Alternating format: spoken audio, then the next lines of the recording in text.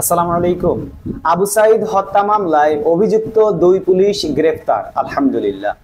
বৈষম্য বিরোধী আন্দোলনে বেগম রোকেয়া বিশ্ববিদ্যালয়ের ইংরেজি বিভাগের শিক্ষার্থী আবু সাইদ হত্যার ঘটনায় অভিযুক্ত পুলিশ সদস্যকে গ্রেফতার করেছে রংপুর মেট্রোপলিটন পুলিশ। তারা হলেন সহকারী উপপরিদর্শক এএসআই আমির আলী ও সুজন চন্দ্র রায়। তাদের পুলিশ ব্যুরো অব ইনভেস্টিগেশনের পিবিআই এর কাছে হস্তান্তর করা হয়েছে। সোমবার 9 সেপ্টেম্বর সন্ধ্যায় বিষয়টি নিশ্চিত করেছেন PBI police super Mohammad Zakir Hossain. তিনি বলেন, এই দুই পুলিশ সদস্য পুলিশ লাইন্সে নজরদারিতে ছিলেন। সোমবার 9 সেপ্টেম্বর তাদের মহানগর পুলিশ আমাদের কাছে হস্তান্তর করেছে।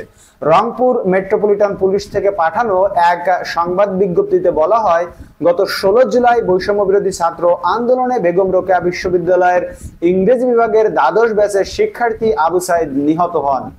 এই ঘটনায় মেট্রোপলিটন তাজহাট থানায় গত 19 আগস্ট মামলা হয়। মামলার তদন্তকারী কর্মকর্তার রিকুইজিশনের ভিত্তিতে আসামি এসআই আমির হোসেন এবং কনস্টেবল সুজন চন্দ্র রায়ের বিরুদ্ধে আইনানুগ ব্যবস্থা নিতে পিবিআই এর কাছে হস্তান্তর করা হয়েছে। এর আগে আবু সাইদ হত্যাকাণ্ডের ঘটনায় তার বড় ভাই রমজান আলী বাদী হয়ে 18 আগস্ট মেট্রোপলিটন তাজহাট থানায় 17 জনকে আসামি করে একটি হত্যা মামলা করেন। তার আগে 3 আগস্ট এএসআই আমির আলী ও কনস্টেবল সুজন চন্দ্র রায়কে বরখাস্ত করা হয়েছে পুলিশ থেকে। বন্ধুরা, এই ভিডিওটি বেশি বেশি করে শেয়ার করে দিন এবং সকলকে একটু শান্তি দিন যে আবু সাইদকে যারা গুলি করে হত্যা করেছিল তাদেরকে গ্রেফতার করা হয়েছে এবং এই হত্যাকাণ্ডের বিচার হবে ইনশাআল্লাহ বাংলার মাটিতে। আমরা ইনশাআল্লাহ দেখে যেতে পারবো। তাই ভিডিওতে লাইক দিতে ভুলবেন না, যাতে ভিডিওটি বেশি বেশি করে রিচ হয় সেজন্য একটু লাইক দিবেন এবং ভিডিওটি বেশি বেশি করে কমেন্ট করবেন। আপনি আলহামদুলিল্লাহ না লিখে অন্তত যাবেন না।